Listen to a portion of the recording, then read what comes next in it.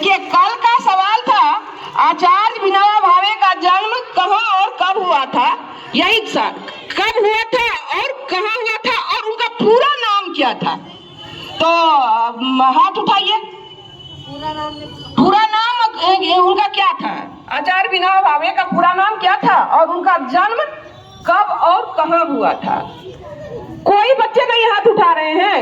रोज एक ही बात बोलते हैं कि खोजिए जाके।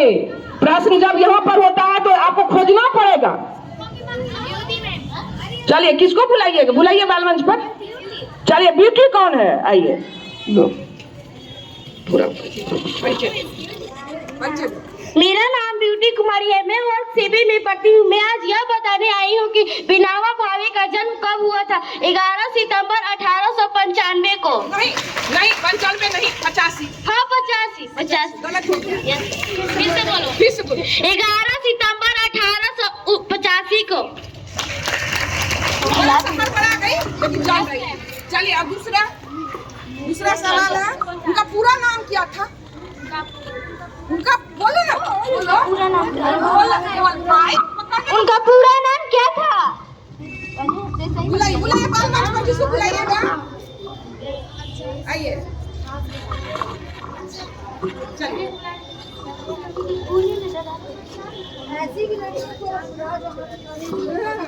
उनका पूरा नाम बोलिए।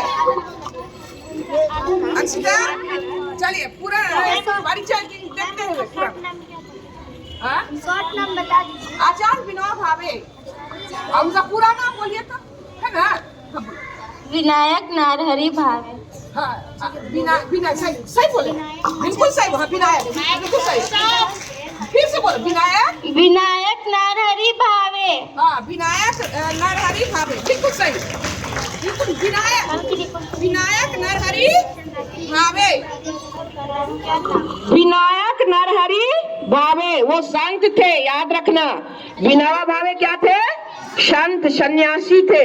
वो बचपन में ही उन्होंने ये ले ली थी प्रण की हमको ब्रह्मचर्य रहना है, और फिर हम साधु बन के उन्होंने सेवा किए थे। संत, इसीलिए उनको संत कहा गया है। वो भी साबरमती के ही संत थे। चूंकि महात्मा गांधी ने देखा उनमें कि इनमें बहुत बड़ी ये है देश के लिए सेवा करने की भाव भी भरी हुई है और संत भी है। इसीलिए अपने बाद उन्होंने वर्धा आश्रम का पद उन्हीं को दिया।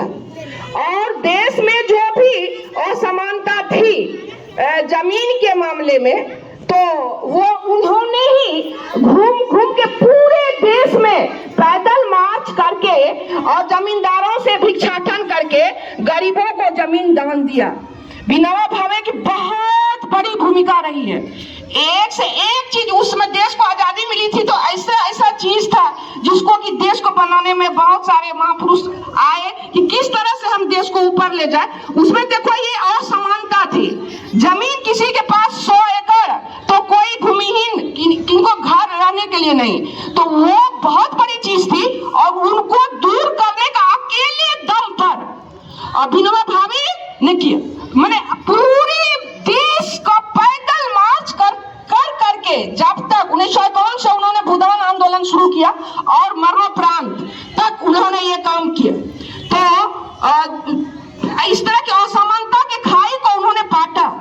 ये जो खाई थी जमीन के मामले में, उनको काम उन्होंने अपने हाथ में लेकर के उनको बांट दिया। ये बहुत बड़ी चीज थी, ये बहुत बड़ी चीज थी जो उन्होंने किया। महात्मा गांधी के साथ, महात्मा गांधी सबसे बड़े नेता है, उसमें कोई बात नहीं। उनको सभी मानते थे और उनको सभी पूज्य मानते थे, पूज्य बापू कहते थे, उनके बात को मानते थे। लेकिन उनके साथ एक से एक नेता भी थे उनके सपोर्ट में। ऐसे देश नहीं बना आजादी के बाद, ऐसे देश इतना ऊपर नहीं चला गया।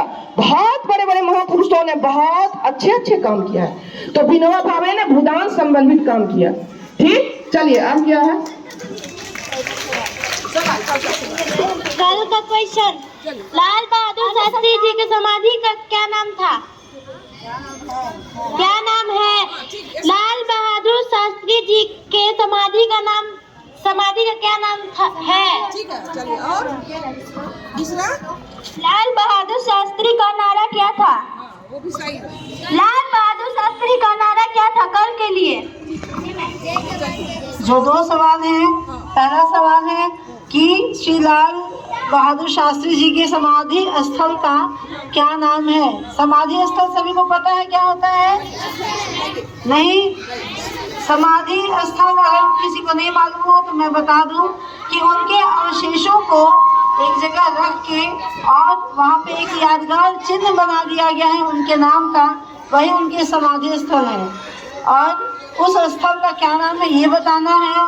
श्री लाल बहादुर शास्त्री जी के समाधि स्थल का क्या नाम है? और दूसरा सवाल है कि श्री लाल बहादुर शास्त्री जी ने कौन सा नारा दिया था? ये 2 सवाल है। सभी को क्लियर है सवाल सभी को क्लियर है?